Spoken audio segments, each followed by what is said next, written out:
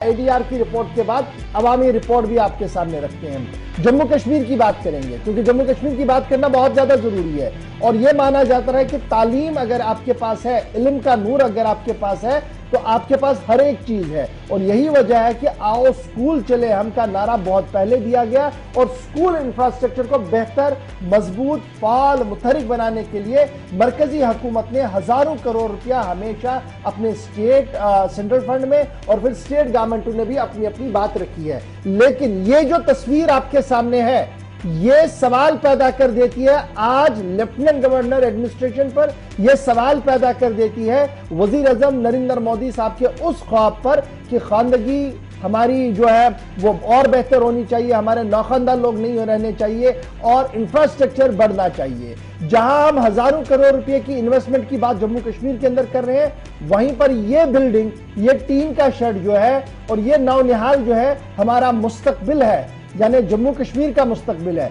और इनके मुस्तकबिल को किस तरीके से ताराज किया जा रहा है, इनके मुस्तकबिल को किस तरीके से खेला जा रहा है, वो इन तस्वीरों में आप देख सकते हैं।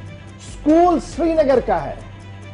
अब आज हमने ना कुपवाड़ा की बात की, ना हंदवाड़ा की बात की, ना भिजवाड़ा की बात की, कहीं की बात नहीं की। सीधी बात, शहरी श्रीनगर का स्कूल आपके सामने है।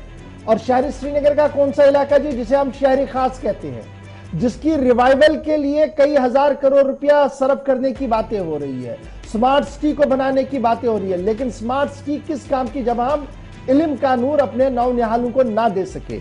सरकारी स्कूल आली कदल मिडिल स्कूल, 40 बच्चे, 1.5 कमरा, 4 उस्ताद। 40 कमरे, 40 बच्चे,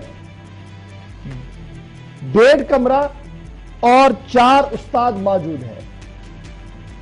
साबिका दौर से, यानी जब एक जमाने में रियासत थी और एक जमाने में एमएलए हुआ करते थे, तब से लेकर 28 मई 2022 तक स्कूल बना नहीं, स्कूल आते तालीम हासिल करने के लिए। लेकिन खुदारा इन तस्वीरों को देखकर बताइएगा, अगर डायरेक्टर मौसूफ, जोनल एजुकेशन ऑफिसर, सीईओ साहब के बच्चे यहां पर पढ़ लाने देते अपने बच्चों को, ऐसे जरा सुनिएगा और ऐसे सोचिएगा।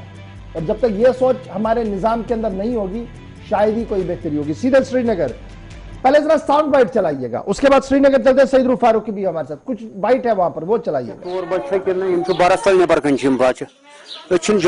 जाय मजबूर क्या तकरीबन कम से कम वरी इथे पे बच्चे अके नबर कन स्कूल जाय क्या कर क्या कर जाय वन मगर दपान क्या करो अत बंद कोर्मुत जाय वो जाय क्या करो खबर जान खुदा क्या पता अत स्कूल ब्रो चलान मे फसा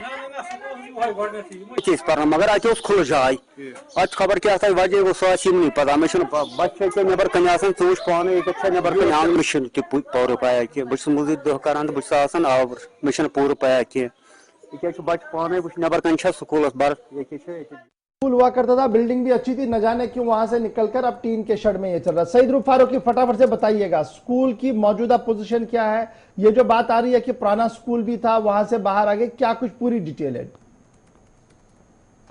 इस वक्त जैसे आपने खुद कहा कि ये दूसरा गाँव की इलाका, जो ड्रेविस है उससे थोड़ी दूरी पे ये वाक़ा ये इलाका है और साल 2005 में ये स्कूल जो है एस्टैब्लिश हुआ है।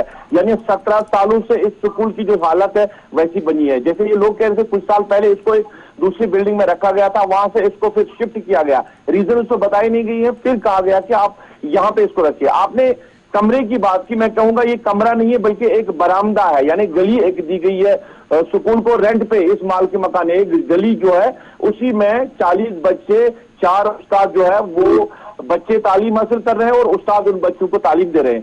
बड़ी बात यह है कि कुछ कई साल पहले जो डायरेक्टरेट ऑफिस से एक ऑफिशियल इस स्कूल का विजिट करने के लिए गए हैं, वहां पे उन्होंने चस्पा बोर्ड भी रखा था बाहर, ये जो स्कूल दरवाजा है वहां पे उनका एक लेटर भी रखा गया कि इस स्कूल को हम जल्द से शिफ्ट करेंगे क्योंकि यहाँ पे हालात इस तरह बने हुए हैं।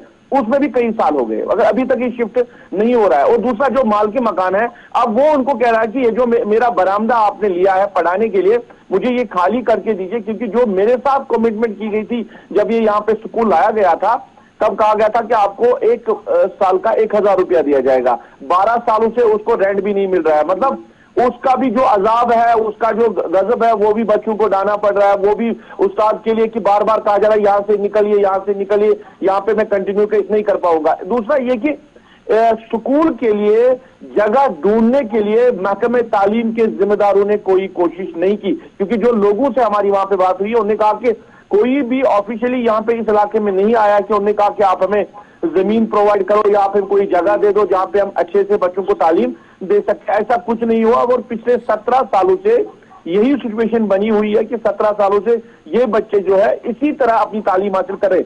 और आपने देखा होगा जो विजुअल आपने नाज़रीन तक पहुंचाए, उसमें जो बाहर का वरंडा है जहां से एंटर इस घर में होते हैं, जो वरंडा बाहर का है वहां पे भी एक क्लास रखा गया, वहां पे भी बच्चे रखे गए हैं जहां उनको टीचर पढ़ा रहे। इस तरह की सूरत हाल है। तो ऑफिशियल से कल से हम लगातार इस मामले से बात करने की कोशिश करें, मगर कोई रिस्पॉन्स नहीं दे रहा है, कोई फोन रिसीव नहीं कर रहा है। ये सूरत हाल श्रीनगर के आली कदल इलाके की है, जहां पे 17 सालों से जो मिडिल स्कूल है वो इस तरह बच्चों को तालीम दे रहा है। अच्छा, एक चीज और भी हमने देखी है कि हाल ही में तकरीबन 1-1.5 साल हो गया है, जम्मू कश्मीर के अंदर तमाम डिस्ट्रिक्ट्स में मुख्तलिफ इलाकों के अंदर हमने देखा कि एनरोलमेंट ड्राइव भी शुरू की गई। ड्राइव के साथ क्या अगर इस तरह का इंफ्रास्ट्रक्चर है, सिचुएशन इस एरिया के अंदर ऐसी है, तो कितनी दिलचस्पी वालिदैन फिर रखते हैं इस बात में कि वो मिडिल स्कूल की तरफ ही प्राइवेट स्कूल को छोड़कर जाएंगे। और अगर इस तरह इस एरिया के अंदर है तो यहाँ पर भी बच्चों की एक बड़ी तादाद होगी। बाकी बच्चे क्या सिर्फ इस स्कूल को तरजीह देते हैं या फिर वालिदैन या दूसरे स्कूलों का रुख आज के वक्त में भी किया जा रहा है? बिल्कुल, आपसे देखिए, इन्होंने एनरोलमेंट ड्राइव तो जरूर चलाई है, मगर उसका मकसद क्या था? उस एनरोलमेंट ड्राइव का मकसद था कि सरकारी स्कूलों में हम रोल बढ़ाए, सरकारी स्कूलों की जो सूरत हाल है उसको बेहतर करें। जब आपके पास इंफ्रास्ट्रक्चर नहीं है तो आप कैसे बेहतर कर सकते हैं? ये तो शहर में श्रीनगर की हालात है। दूर दराज इलाकों की अगर आप बात करेंगे वहां से इससे बदतर हालात बने हुए हैं, जहां बच्चों को उन हालातों में तालीम हासिल करनी पड़ रही है। तो यही बड़ी रीजन है कि आप निजी स्कूलों की हम बार बार बात करें कि निजी स्कूलों का रुझान बढ़ रहा है, इसको कम करने के लिए सरकार क्या कुछ कर रही है। तो रीजन तो ये है ना कि आपके पास इंफ्रास्ट्रक्चर नहीं है। आप सरकार के पास तो मैन एंड मशीनरी बहुत ज्यादा है, आपके पास तो पावर है, मगर आप इस सेक्टर को जो है बेहतर करने के लिए कोई खास कदम नहीं उठा रहे हैं, जिसकी वजह से जो वालिदैन है वो प्रेफर कर रहे हैं अपने बच्चों को बड़े बड़े प्राइवेट स्कूलों में उनका दाखिला करना। बहुत शुक्रिया जी सईद फारूकी, ये बड़ा इंपॉर्टेंट है। 17 साल का वक्त हो गया जी, इंफ्रास्ट्रक्चर 17 साल में हम डेवलप नहीं कर पाए श्रीनगर शहर के अंदर। बस ये एक छोटा सा सवाल है, 17 साल से हम इंफ्रास्ट्रक्चर डेवलप नहीं कर पाए। प्राइमरी स्कूल जो सर्व शिक्षा अभियान के तहत शुरू किया गया था, इसे आपने मिडिल स्कूल तो बना दिया, बच्चे भी हैं, और मुझे उम्मीद है कि अगर ये और अच्छा स्कूल होता, थोड़ा सा एकोमोडेशन होती, तो और बच्चे आते वहां पर, उस्ताद भी पढ़ा रहे हैं। लेकिन जालडगर जोन एजुकेशन जोन का ये स्कूल शायद हुकूमती नक्शे में नहीं है। अगर हुकूमती नक्शे में होता तो 17 साल से यह मसला हल हुआ होता।